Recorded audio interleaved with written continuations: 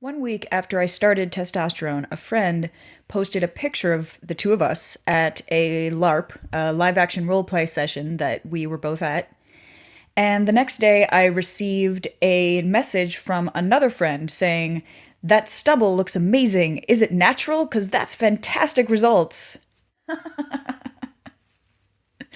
No, that was makeup. Although it was kind of cool to know that my makeup stubble was so convincing to at least one person. Anyway, the day I'm recording this is March 13th, which means it is my 1 month tea anniversary.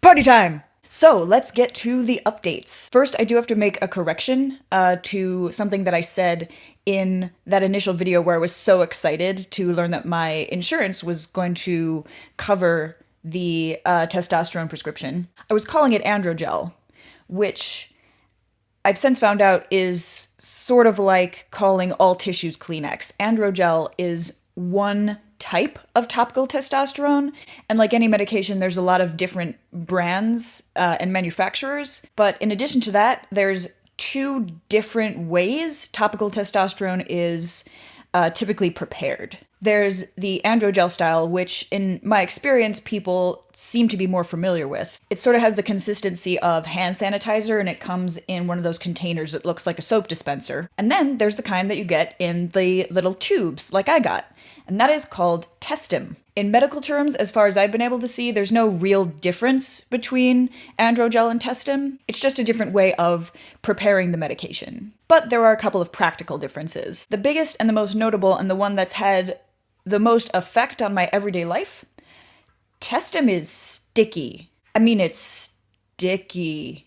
That first day after I put it on under the t-shirt, and I put that t-shirt on pretty much right as soon as I had applied the gel, about an hour later it was plastered to my shoulder. I had to peel my shirt away from my shoulder like, ugh. I messaged one of my friends who's been on testosterone for a while just to ask about this because I'd never heard of this happening before. Like, hey, does your topical testosterone make your clothes stick to your skin? Apparently androgel doesn't do that. But it's been a month now, and as far as I can tell, the stickiness is pretty much just an annoyance. At least to me. And it's not that bad. If I do it right at the beginning of my morning routine after I get out of the shower, I take care of everything else after that, and by then it's dry enough that I won't necessarily feel like my shirt is glued onto my skin. But it did take a few days of adjusting to, and I think if someone was like me going into starting testosterone without knowing that that's something that could happen, it's a little off-putting the first couple of days. Anyway, that's my PSA on the differences between Testim and androgel. So on to actual changes I've been noticing. Of course, after a month, you're not gonna get much in the way of physical changes. I have been noticing my face seems a little more oily than it usually is. And I haven't really been getting any breakouts or anything, but there's been some blemishes. So I'm keeping an eye on that, making sure to wash my face every day and use moisturizer. But, you know, outer changes, really not much yet. The mental adjustment has been very interesting. There was a change that happened almost immediately that I wasn't expecting at all, and I don't think I could have even described it properly to expect it, if that makes sense. In the past, and before I started on T, I would occasionally have these days where I felt out of sync with myself. I would often describe it as being slightly to the left of my brain.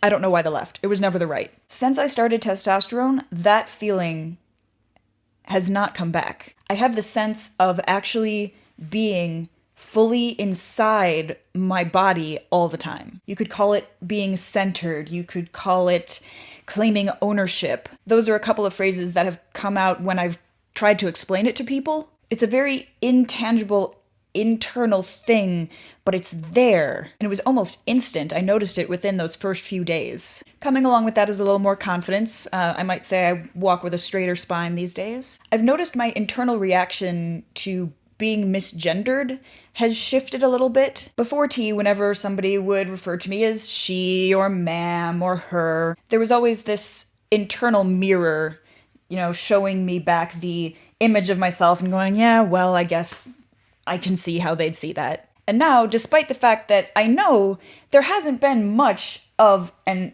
outward change, I'm mostly just annoyed by it. Like, what is wrong with you? And that's a snap reaction. When I think about it for a second, I realize the gender binary is still very much enacting itself on me, despite what's going on inside, and will likely continue to, because the gender binary is a bastard like that. But that snap reaction has changed, and I think that might be a byproduct of the better confidence and the feeling more sure of myself in general. Another thing that's noteworthy is I can still cry. And the reason I'm bringing that up is I've heard it as a sort of stereotype that when trans guys start on T, they lose the ability. Not permanently, but for a while. And for some of them, it starts right away. Just can't cry. Just can't turn the waterworks on, no matter how much they want to. A couple weeks in, I had a really incredibly bad day. The kind of day where you just have to go in a room and sob for a while. And I did. And it sucked that I was having a terrible day and I was crying, but in the back of my mind, I was really glad to be crying. It's an emotional release. It's a catharsis. And it is helpful to me. And I'm sure I could find some other way of processing those emotions if I found I wasn't able to cry anymore, but for now, it is a big relief to be able to. Last thing I wanted to talk about was my voice. Another thing that hasn't changed much yet.